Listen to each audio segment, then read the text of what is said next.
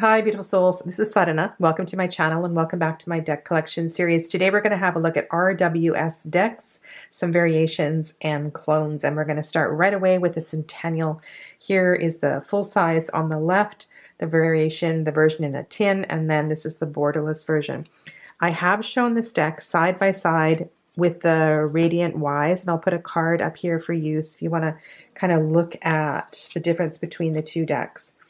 As far as I can tell, there's been almost no variation in the color. And of course, with different printings, there's going to be very slight shifts in the color of the deck over time. But it's very, very subtle. If I had to say anything, I would say that the newer borderless version is a little more, the yellows are a little more green. And it's hard to tell in this deck what has actually, on this card, what has actually changed in the borderless deck. And at first I assumed that this deck was enlarged, but as far as I can tell, that's not the case. It appears that the graphic design team has actually photoshopped more background around the edge of the card. So if you look up the top of the Magician card, you can see this yellow space, and then on either side of the frame that's on the top of the Magician. And to me, that's one of the reasons why I like the Radiant Wise better. I think they did in some cards, it just looks better, and the extra bit that's been added around the edges looks a little forced in some cards. So yeah, so what we're going to do is we're going to go through 78 cards today, and I'm going to show you the 78 cards in different decks. So I've put all these decks on my table in order. So we're going to have a look at every single card. So here's what I'm talking about. So on the Empress card, we've got this new gray space that's over here. So it's pretty easy to complete the rock here. That makes perfect sense. And then we've got a little more, you can see a little more of the wheat at the back here. But in some of the cards, it's really strange what they've chosen to add around the border. So personally, if you were wanting to have a borderless deck, I think just trimming a Centennial is a much better option. Again, this is the Smithwaite Centennial in a tin. Over on the far right is the Morgan Greer in a tin, and in the center is the Rider-Waite that came in the complete tarot kit about 16 to 20 years ago. This is the box that it was in. It's that kit that has the mini Thoth deck and the mini Rider-Waite deck. And all of these are by US Games. And so we'll have a look again at a few of the cards just so you can see the difference in the fonts, the background colors, and so forth. So there's the Hierophant. And these cards, the Morgan Greer is a little bit larger. I can show you before I put these away just to see, but they're all about the same size. And so let me know, which coloration you like better. If you have this older deck, do you like the, the brighter colors, or do you like the more antique, not antique, but the aged effect of the Centennial? I haven't had the Morgan Greer out for quite some time, and it's been really nice going through some of these cards. And I know I've commented quite a few times about doing readings in darkish rooms. Just, sometimes it's a little dimly lit or there's no window and things like that. And it's really nice. This also is a deck that I haven't had out for a while, and I forgot how brightly colored it is. And still saying, true to Pixie's art.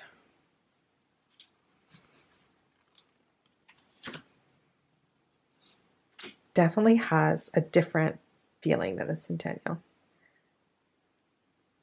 Let's do one more.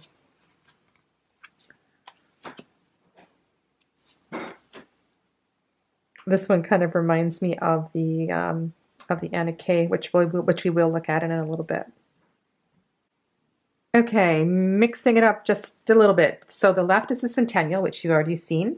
In the center is the Universal Weight, the one that was recolored by Mary Hanson Roberts. And on the right is the Trippin, which is the newest one in my collection. And I really like the colors. It's so fun. And I like the colors and the brightness in the Universal.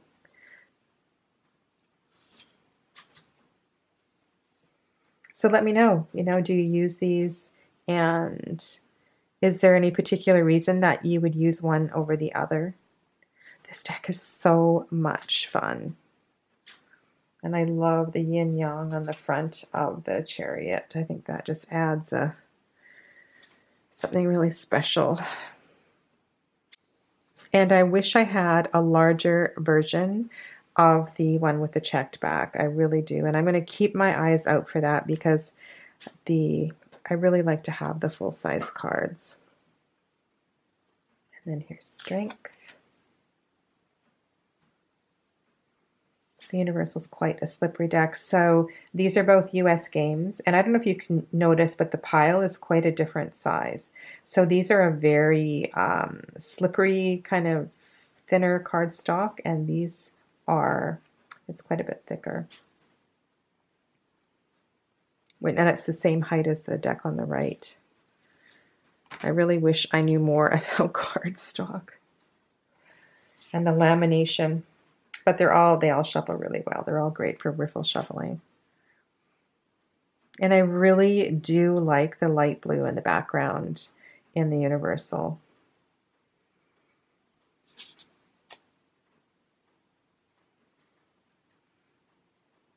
Put down my chopsticks so I can do this faster. There you go. Let's do one more on this set.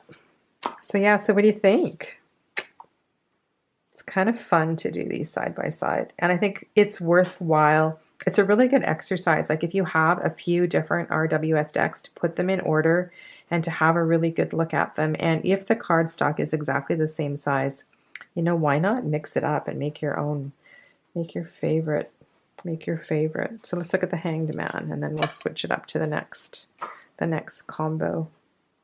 I love this one with the butterfly.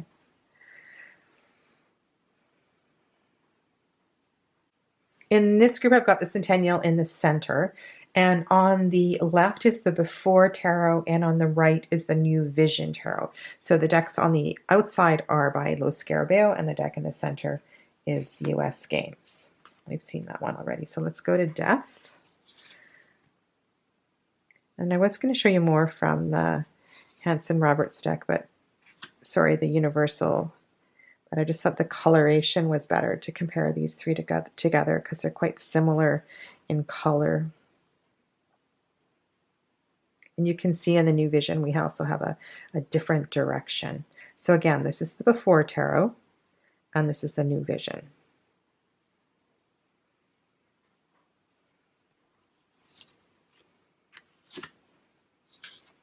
And in the center is the Centennial.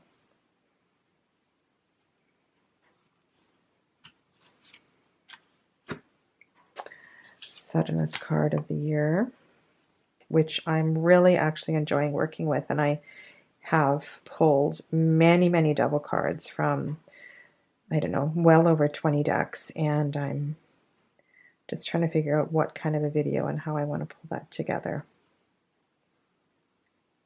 Okay, so left is Before and right is New Vision. So in New Vision, you're looking often from the back. And then the Tower.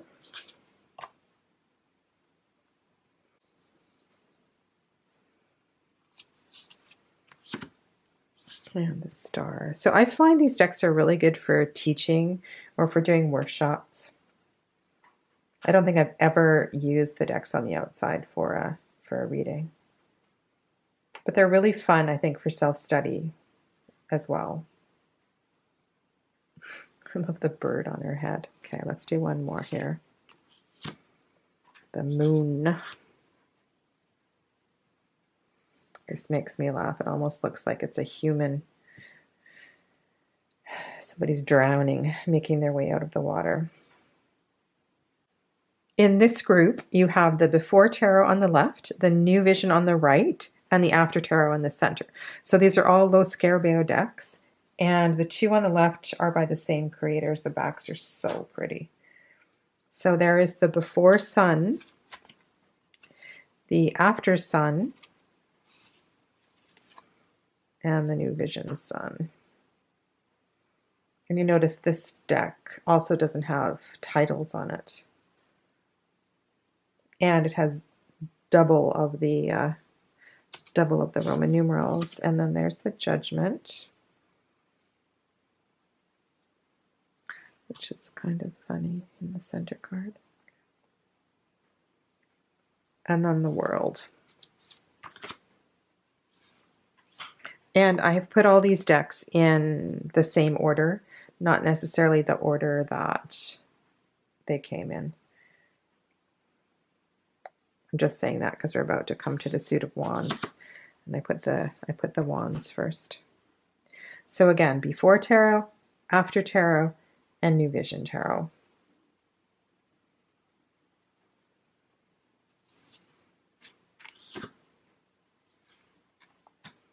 And this is where it really starts to get interesting. So in the new vision, we don't have a Roman numeral, we have a Arabic numeral, and then we have the suit symbol down on the bottom. And as always, I will put links to all of the decks in the description box below. So here is the Centennial again. And I have no idea how this one's going to show up on the camera. This is the black and gold that came out at the end of last year, which is really a pretty deck, but doesn't necessarily show up great on camera. So we're at the Four of the Wands, and on the right is the deck of the Bastard. With this one has no titles and no numbers on it. 5. This gold deck is so pretty. It's so pretty to just kind of to look at and to be with in person, because depending on whether you're leaning forward or leaning back, or you're slightly to the right or slightly to the left, you get these different colorations in the gold.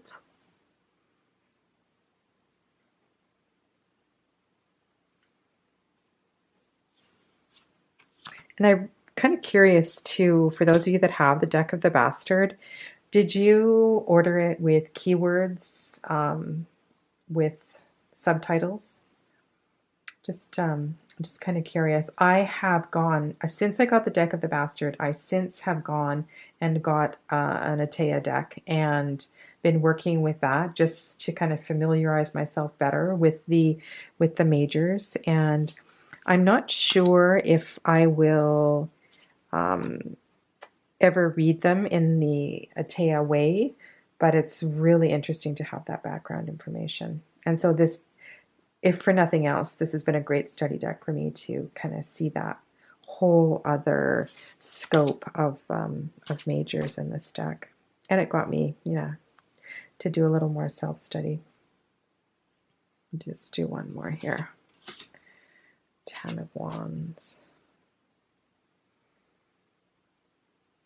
This is actually, it's really fun, and it shuffles really, really well. And I thought it would be a little bit too slippery to work with, but it's not. It's no more slippery than the universal weight, which I find is really slippery. And so this is not Pixie's art.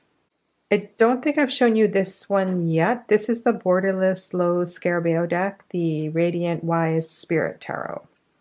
And you'll see the backs are very similar to the black and gold. So there's your Knight. And so we have the same deck virtually here in the gold and black. So same deck publisher, Lo Scarabeo. And you'll notice this deck, can you see it on the screen? This was a little bit narrower. And then here's what it looks like in the Centennial.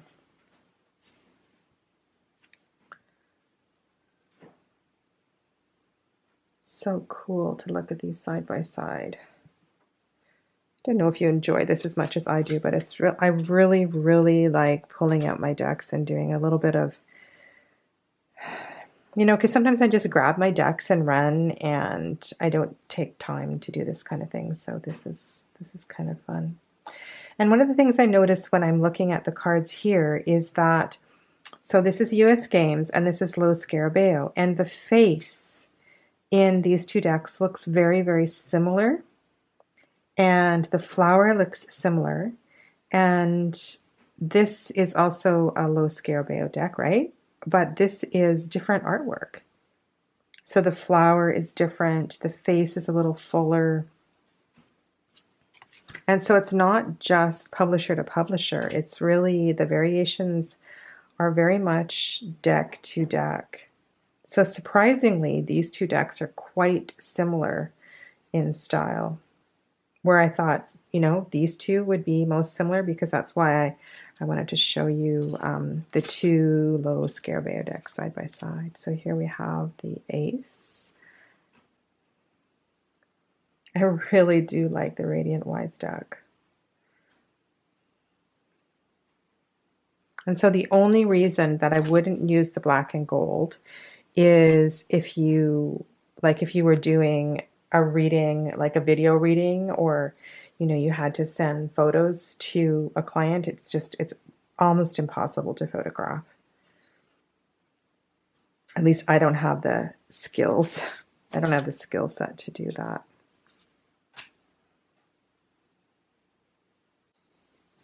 Yeah. And I think I like this one better than the borderless Smith-Waite, just because I was showing you those extra photoshopping that was done around the edges of the US Games version is just kind of really weird to me. Let's do one more. Let's look at the 6.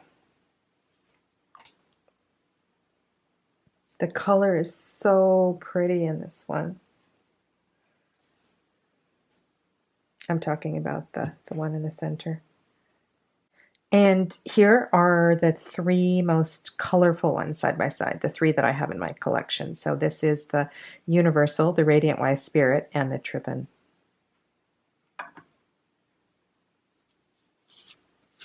And if you're going for color, these are all really great. I want to borrow some of the costumes in the Trippin Waite. I seriously do.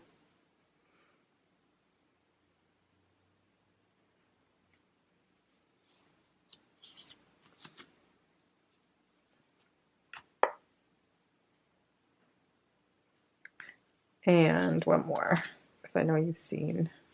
There's the page. So this one gets really quite close up. In these last couple of groups, I wanted to have a look at some RWS clones alongside the Centennial, and just have a look at how closely or how far away the art varies from Pixie's original artwork. So on the left is the Luna's Soul. This is the Centennial, indie version of the Anna Kay, and the Robin Wood. It's kind of cool that all these knights are facing in the same direction, and so let's just kind of keep an eye on that as we go through Queen of Cups. These two are so beautiful.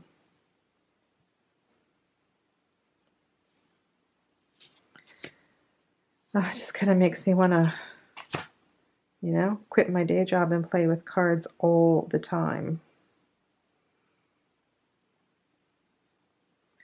All right, and then Ace of Swords.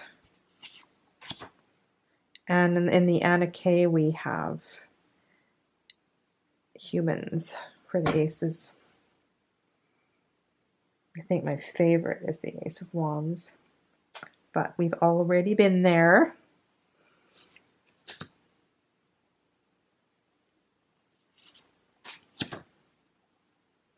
Two of Swords.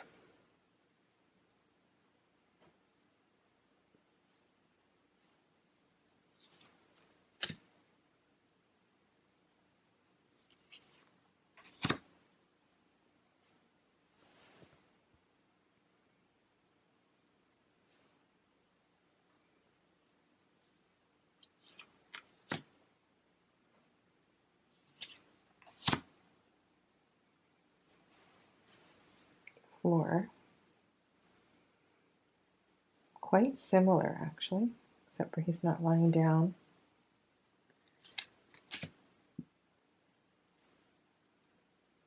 I love it. In Robin Wood's guidebook, I'm pretty sure she calls this the Nana Nana Boo Boo card, the 5 of Swords. Kind of a scary one in the Anna K, isn't it? And the fact that we have the flames there, I find that card kind of confusing because always, not always, but moving towards communication and language and the throat and the mind, and then we have the fire in the background. I find that a little distracting in the Anna K. 6 of Swords.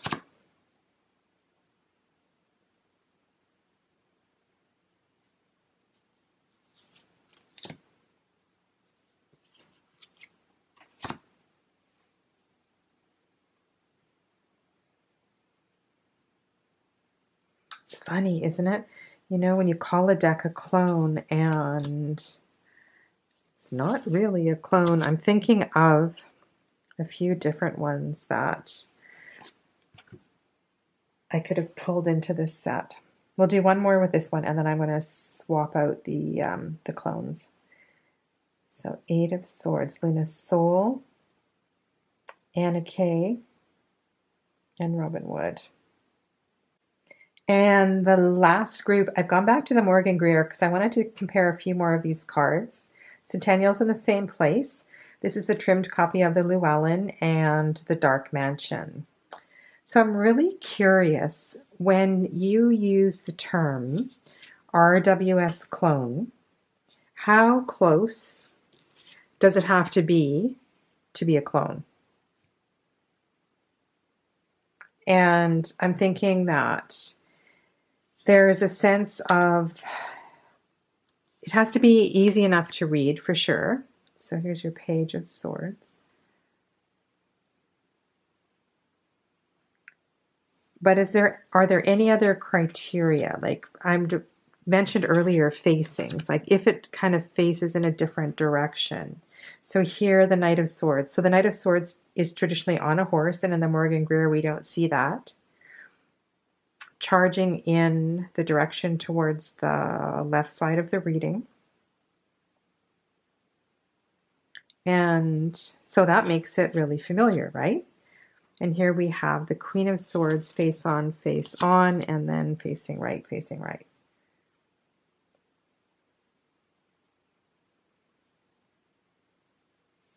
And sometimes these front-facing court cards can be really challenging to read. So here we have 3 of the King of Swords facing front. Oh, they all look so stern. And then Morgan Greer is facing to the left.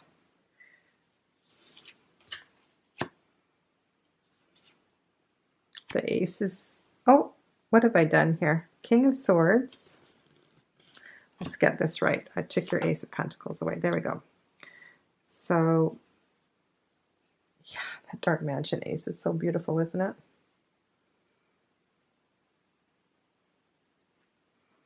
So this would be actually a really cool video to premiere, or, you know, just to do this in a chat, but it's really kind of hard moving cards and chatting at the same time. So that's why I'm kind of really curious what you think about this, and especially if you teach tarot. For those of you that teach tarot, or you have, you know, like study groups and stuff, if a deck doesn't matter to you, right? And then I was also thinking too, there's like the Crystal Unicorn Tarot is one. There's a few of the animal-y tarots that are really simple to read. Or even, what's that deck called? The Crystal Visions Tarot is a pretty straight up clone.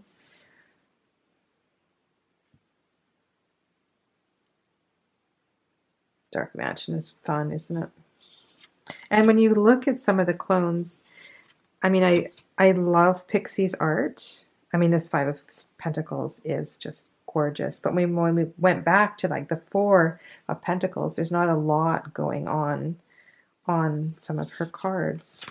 And so I think that's another reason why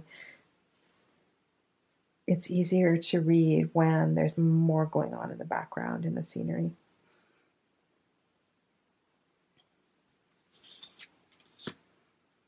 If you had to say, pick one RWS clone and use it to work with somebody who was learning the tarot, what would you recommend?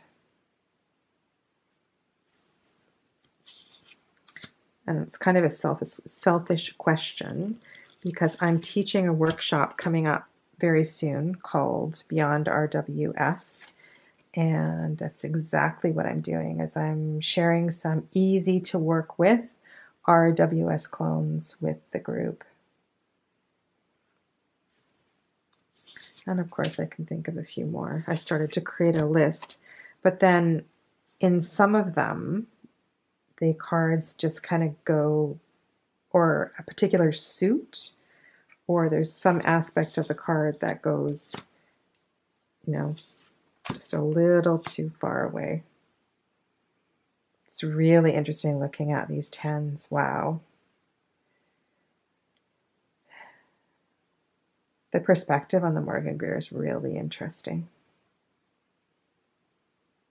And then in Llewellyn, we have 9 pentacles on the flag and then 1 pentacle down on the table beside the child. And then they chose not to use the Tree of Life symbol here. So there's an example, right? So in Pixie's artwork, we have the 10 pentacles in the shape of the Tree of Life. And none of these decks that we're looking at do. And so maybe that's just something that, you know, you would point out. And then the last few cards here, Page of Pentacles. So thank you. Thank you very much for being here today and walking through this with me.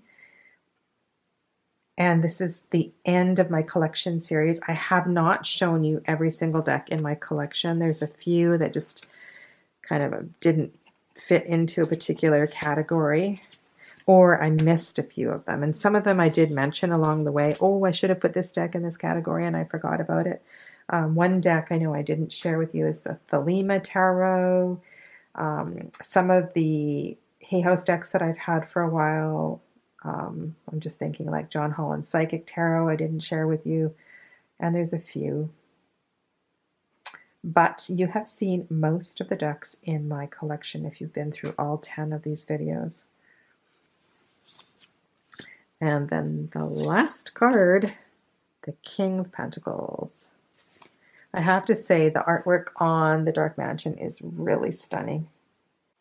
So thank you for joining me on this journey through my RWS collection and a few of the clones. Stay well, my friends. Namaste.